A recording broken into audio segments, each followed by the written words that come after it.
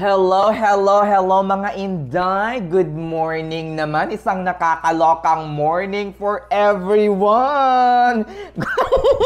May nag-comment na gusto niya daw yung pag-flip ng hair ko.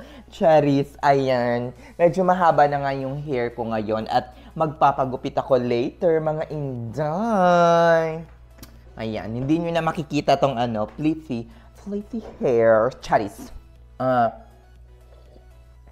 So today, meron akong nakitang comments sa aking comment section na doon sa budget, kung magkano yung mga budget, ganyan. Meron kasi akong vlog na ganun. Gusto nyo mapanood yung budget ko dito sa Amerika, pwede nyong panoorin yung vlog na yon. Okay?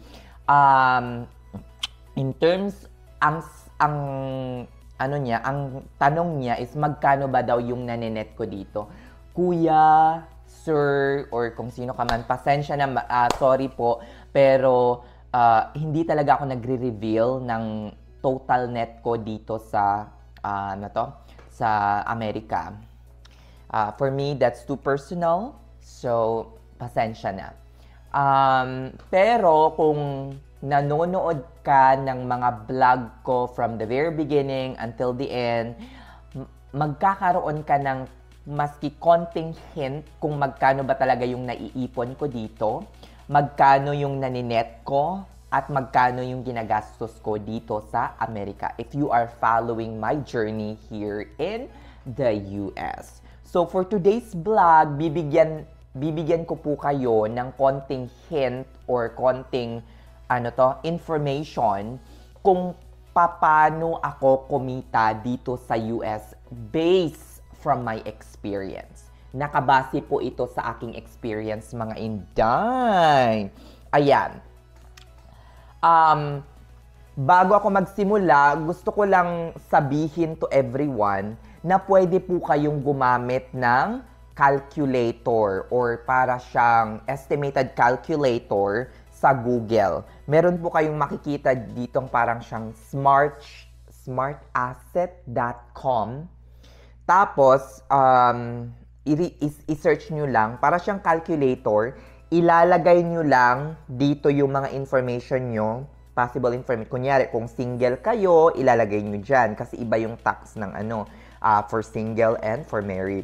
Ilalagay nyo rin dyan yung expected na location ng pagtatrabahuhang yung ospital kung papunta na kayo dito sa Amerika or meron na kayong visa or na-DQ na kayo, for sure, alam nyo na kung saang ospital kayo ma-assign at kung saang area. So, inalagay nyo dyan yung location. Lalagay nyo dyan semi-monthly kung magkano yung sasahurin ninyo, syempre, for 2 weeks. Kasi, per 2 weeks po ang sahuran dito. Tapos, ilalagay nyo doon yung hourly ninyo, tapos yung full-time hours na 72 hours, kung 72 hours man lang. 72 hours yung full-time ninyo every 2 weeks. Tapos, ika-calculate nyo lang. Tapos, lalabas yung pinaka-net pay ninyo, guys, kung magkano yung expected na sasahurin ninyo. So, yun lang yung expected salary na sasahurin ninyo per 2 weeks without what? Without OT, without differential. Kasi dito, maraming mga differential, guys. Yung lalabas dito is just yung normal rate ninyo. Kunyari, kung $40 kayo per hour, so 40 hours lang ang i-estimate ng calculator for the entire 72 hours na i-work ninyo sa 2 weeks. So dito, maraming mga plus mga Inday. Kung inoferan kayo ng $40 per hour sa isang state, it doesn't mean na pagdating nyo dito is 40 hours yung hourly rate nyo, the whole shift. No, hindi po ganyan. So, nakadepende po yan sa time, kung saang shift kayo nag-work, whether night shift, PM shift, morning shift. Usually, dalawa lang yung shift dito. Except sa mga ibang mga nursing home, they have like morning, PM, and night. Pero dito sa mga karamihan ng ospital, meron lang silang day shift, which is 7 a.m. to 7 p.m. and night shift, which is 7 p.m. to 7 a.m. Pero sa mga ED, like sa pinagtatrabahuhan kong ED guys, ang working shift namin is meron kaming day shift, merong mid shift din na 12 p.m. to 12 a.m. Meron ding 10 a.m. to 10 p.m. So iba-iba. So iba-iba tayo ng ano. So ang regular working hours ko para ma-maintain yung full-time position ko dito sa ospital na to is 36 hours po per week. So, 72 hours per 2 weeks ako na nag-work. So, 72 hours yung working ano ko dito. So, sa 72 hours na yon, tagto 12 hours per week. So, kung iaano ninyo, 14 days in 2 weeks, so 6 na araw lang akong papasok. The rest, which is 8 days, ano na po yun, parang off ko na. So, depende na kung mag-OT ako doon sa 8 days na yon or what. So, pagdating sa kitaan mga Inday, unahin na natin kung magkano yung mga plus-plus, mga Inday! Nakakaloka! I'm sure excited na kayo dito mga Inday. So, ayan. Dito sa pinagtatrabahuan kong ospital, for example, nag-work ako. Ang working hours ko is mid-shift nurse kasi ako. From 12 p.m. to 12 a.m. So, for example lang to kung kunyari, ang rate ko is, $40. Okay. So, ang PM, meron po kaming tinatawag dito na PM differential. Ano ba yung PM differential? Ang PM differential namin is nagsa-start ata yung hours nun from 3 p.m. until 11 p.m. So, kung nag-work ka ng 3 sa lahat ng oras mo na gi-work mo from 3 p.m. until 11 p.m., kung madadagdagan yung hourly rate mo doon sa mga oras na yon ng 10%. Okay. For example, in my case, I'm working 12 p.m. to 12 a.m.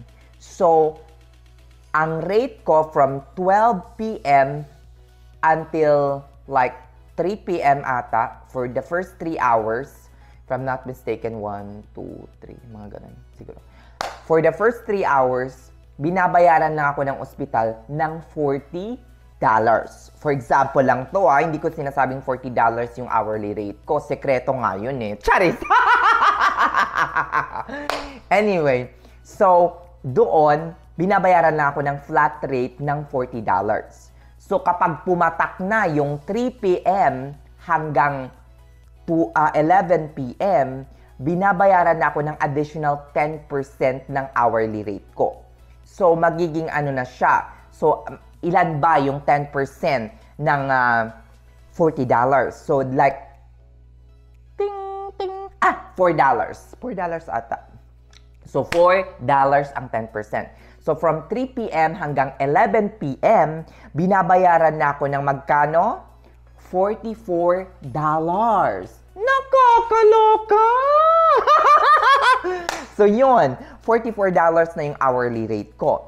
So, from 11 p.m. hanggang matapos yung shift ko, which is 12 o'clock, for example naman, iba naman yung hourly rate nun. So, meron kaming tinatawag din na night differential. Ang hours per night naman, nag-i-start from 11 p.m. hanggang 6 a.m. So, for example, meron pang isang hours na nako-covered ng night shift. So, from 11 p.m. to 12, yung remaining 1 hours ko, binabayaran naman ako ng how much? 11 a.m. Remember, 11 p.m. to 6 a.m., 15% na ang night differential. Diba? So, dito, 15% na. So, ang bayad sa akin is tumaas na for my last 1 hour. So, magiging magkano na? 40, 15%, so 44, so $46 na ang bayad sa'yo sa mga oras na yon. So, for example, mga kainday, kaya nga mas malaki ang kitaan dito kapag nasa night shift ka eh. Pag nasa night shift ka naman, kunyari, ang hours mo sa night shift is 7 p.m. until 7 a.m. From 7 p.m. to 11 p.m., meron kang additional 10%. So, kapag night ako, ang hours ko from 7 p.m. to 11 p.m. is $44. Pero 11 p.m. hanggang 6 a.m. kapag night ako, ang bayad sa akin ay magkano? $46 per hour. So yun, ganon nag-work ang PM and night differential mga inday. On top of that, meron pang mga differential na iba. Ano yon? Tinatawag nilang weekend differential mga inday. Ano ba yung weekend differential mga inday? Kapag nag-work ka sa weekend, mga inday. Kapag nag-work ka sa weekend, kasi walang gusto ditong nag-work ng weekend. Halos wala. Pero, in our hospital, to be fair, para naman allocated lahat ng weekend sa lahat ng staff, is, kunyari, mag-weekend duty ka for this week. So, di ba, 3 days lang kami per week. So, for this week, kunyari, yung duty mo is Friday, Saturday, and Sunday, ito yung duty mo. The next week, hindi ka naman mag-weekend. Just to be fair to everyone. Mag-weekend ka lang every week kung i-request mo, mga inday, or kung mag-OT ka. Diba? O, ayun na. So, ang PM differential namin, day, 15%. So, kahit anong hours, basta weekend, lahat covered ng weekend differential. So, for example, 12 to 12 ako. 12 p.m. hanggang 12 a.m. Lahat ng hours ko na yon ay covered ng 10 or 15% ata. If I'm not mistaken, mataas yun eh. 15% PM differential. So, that is like 15%. So, ang 15% ng is $6, di ba? So, for example, ayan mga inday. Ay, nako.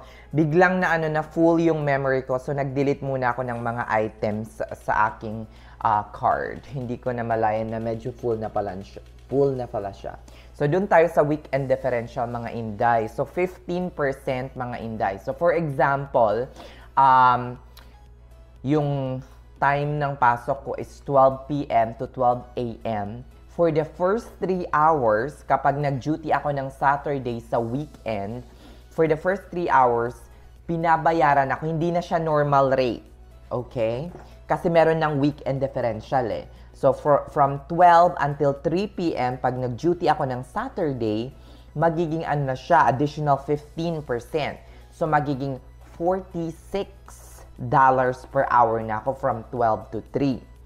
So, from 3 p.m. naman hanggang 11 p.m., meron na akong PM differential, meron din akong weekend differential. So, magkano na yun lahat? Meron akong 10%, merong 15%. So, halos 25% na ang additional. So, magkano yung 25%? Sa ano tong tawag na to? Magkano yung 25% sa rate ko ngayon from 3 p.m. hanggang 12 p.m. So, magiging ano na ako, parang ang 12% kunyari, $40 per hour ako. So, plus 25%, it will be like $50 an hour na mga inday. Nakakaloka. So, ganon. Magiging $50 ka na per hour from 3 p.m. hanggang 11 p.m. Pagpatak naman ng 11 p.m. to 12, yung last hour ko, binabayaran na ako ng additional 15% ng additional 15% ng PM differential Tapos, meron pa yung weekend differential na 15% din. So, magiging 30% na. So, gamitan natin ng calculator mga Inday. Tingnan natin kung ano yung 30% ng weekend. Let's see.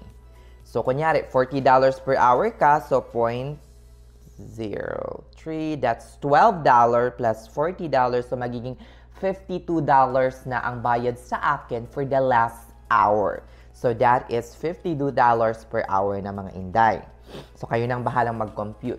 So, ganon nag-work ang PM differential. Paano naman nag-work yung overtime, mga Inday? Kunyari, nag-overtime ka, regular. Ito, regular lang Kunyari, regular, hindi siya weekend.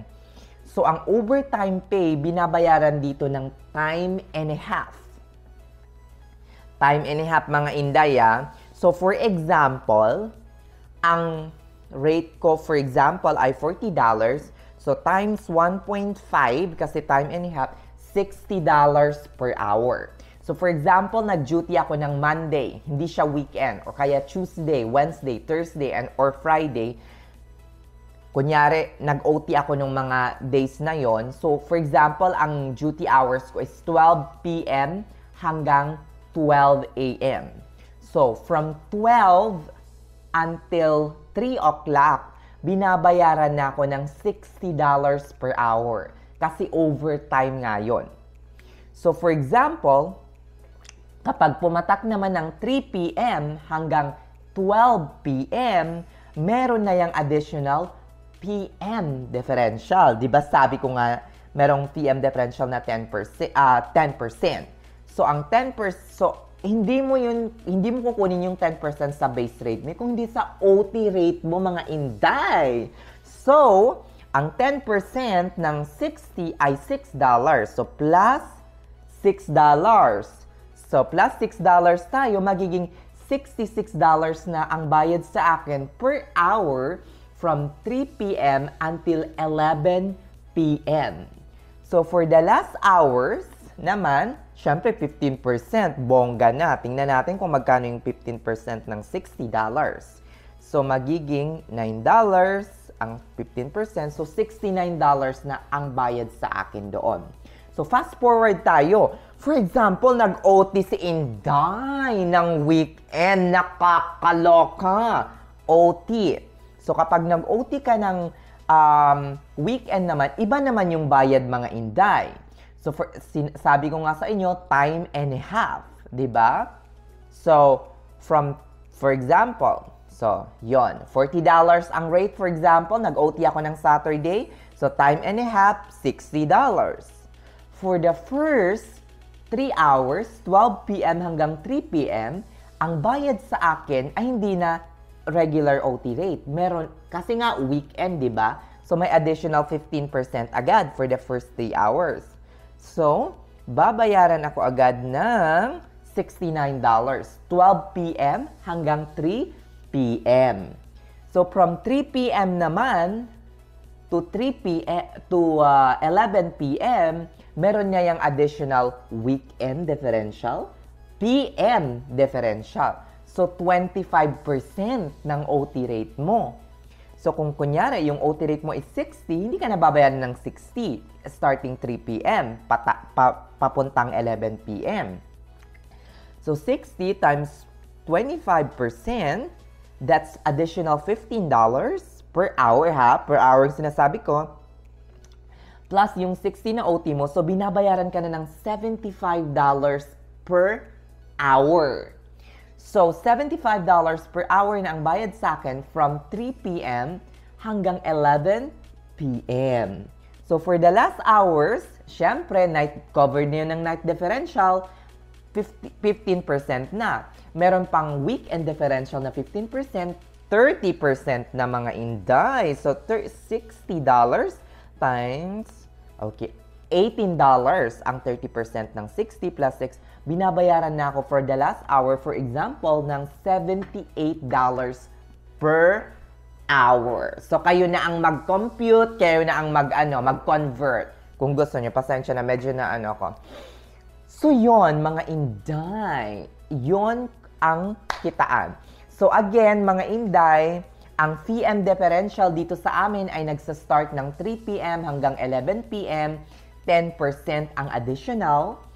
Ang night differential nagsa-start ng 11 p.m. hanggang 6 a.m., 15% additional.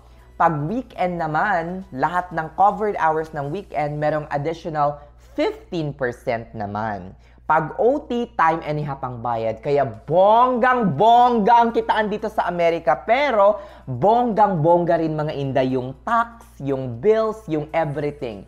So, kahit marami ka pang kinikita mga inday, if you don't know how to manage your funds, your money, your everything, hindi mo alam kung saan napupunta yung pera mo, kung anong ginagawa mo sa pera mo, at puro ka lang walwal every week, every month, kahit nagwawalwal ka pa, if you know how to manage your own funds, bongga ka pa rin dito sa Amerika mga inday. Makakaipon at makakaipon ka pa rin. So, mga inday, kayo na ang mag-compute kung paano or kung ano yung estimated income ninyo. Sige na mga inday, babush na! Hanggang sa muli nating pagkikita. Bye-bye! Sige na, baka madami na ng mga galit. Kakaloka.